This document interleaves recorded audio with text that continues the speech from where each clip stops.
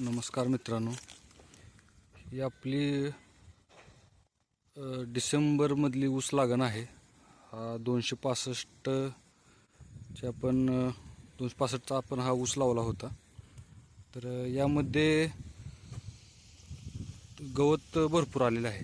तर या गवताला आपण तणनाशक कोणते घ्यावे यावर आपण आज व्हिडिओ बनवलेला आहे. तर अशा पद्धतीने हे गवत आलेलं आहे आणि हे हा ऊस आपण या पद्धतीने असा फुटवा ह्याचा आलेला आहे. तर यामध्ये आपण कोणते तणनाशक घेतले पाहिजे यासाठी आपण हा आज व्हिडिओ तयार केलेला आहे. तर व्हिडिओ काळजीपूर्वक बघा. आपण यामध्ये तणनाशक कोणते वापरले आहे ते सांगणार आहे. तर अशा वेळी आपण राऊंडअप किंवा दुसरे कोणते आपण तणनाशक घेऊ शकत नाही का, तर दुसरे तणनाशक घेतले तर त्यामध्ये आपण हे ऊसाचे फुटवे जळण्याची शक्यता असते. तर यासाठी आपण कोणते तणनाशक घेतले पाहिजे आणि शक्यतो कृषी सल्ल्यानुसारच तणनाशक घेतले पाहिजे, त्यानुसार आपण हे तणनाशक आज आणलेलं आहे. तर कोणते तणनाशक वापरावे यामध्ये आपण यासाठी हे टिंजर हे तणनाशक आणलेलं आहे. हे पाहू शकता आपण, हे टिंजर. तर यासोबत आपण हे फ्लक्स हे हे हे दोन्ही मिक्स करून आपण वापरायचं आहे. तर हे कशा पद्धतीनं आपण मिश्रण केलं पाहिजे त्या संदर्भात आपण हा व्हिडिओ तयार केलेला आहे.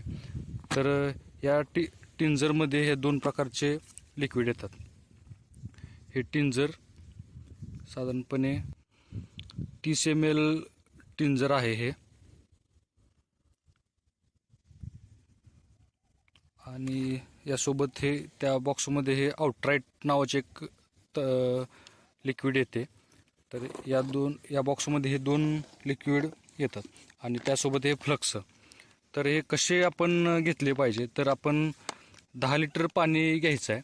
10 लिटर पाण्यासोबत ह्या 10 लिटर पाण्यात हे फ्लक्स आणि हे टिंजर हे मिक्स करायचं आहे. मिक्स केल्यानंतर आपलं 16 लिटरच्या पंपाला प्रत्येक पंपाला हे 1 लिटरचे मिश्रण घ्यायचं आहे आणि त्यासोबत हे आउटरेट नावाचं लिक्विड त्यामध्ये 30 मिली टाकायचं आणि मगच फवारून घ्यायचं आहे.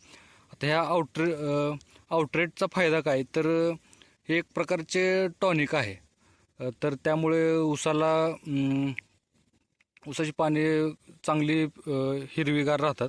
त्यासाठी हे आउटराईटचा उपयोग होतो. आता हे तणनाशक कशाला उपयोगाला होते, तर हे मका आणि ऊसासाठीच खास हे तणनाशक आहे. तर हे पाहू शकता आपण, हे फ्लक्स, हे टिंजर आणि हे आउटराईट हेच आपण तणनाशक आपण ऊसाची लागण केल्यानंतर हे तणनाशक वापरायला पाहिजे.